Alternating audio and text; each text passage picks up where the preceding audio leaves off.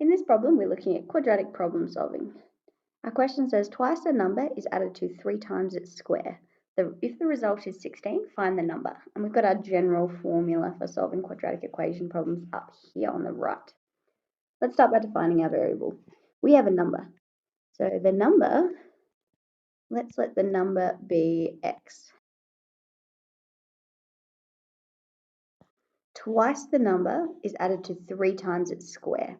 So twice the number is being added onto 3 times the square of the number. So 3, the number squared, twice the number x is being added onto 3 times the number squared, 3 times x squared.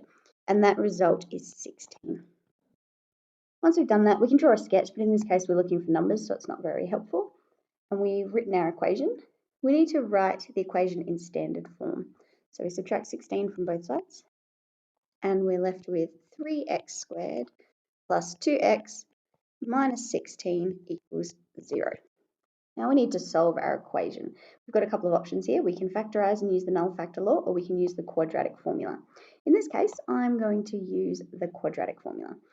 So that formula is x equals negative b plus or minus the square root of b squared minus 4ac all over the top of 2a. So identify a, b, and c. So a equals for us 3, b is 2, and c is negative 16.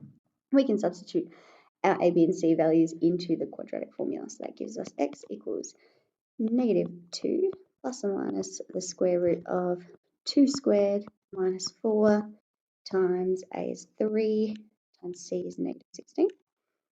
All over the top of 2 times a, or 2 times 3.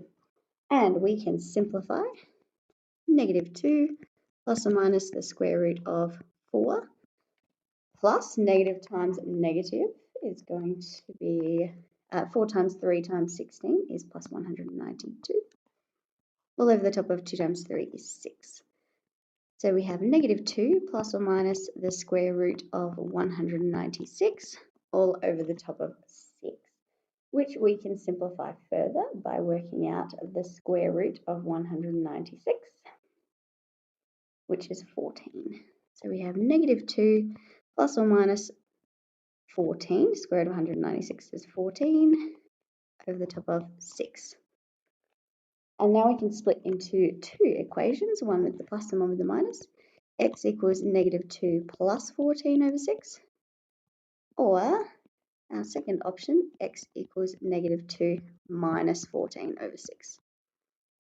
Negative 2 plus 14 over 6 gives us x equal to 2. Negative 2 minus 14 over 6 gives us negative 16 over 2. Negative 16 over 6, which simplifies to, well, that's 2 and 2/3. 2 and 2/3. Oh, negative 2 and 2/3, sorry. There we go, negative 2 and 2/3. So we have 2 possible combinations. It didn't tell us in the question that it had to be a whole number we were looking for. So x could be 2 or x could be negative 2 and 2/3. So we can write out or interpret our solution. Therefore, the number is either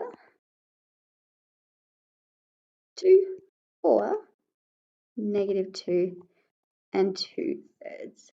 Or if you prefer, instead of writing that as a mixed number, we can have it as an improper fraction, which is negative 8/3. Both are okay.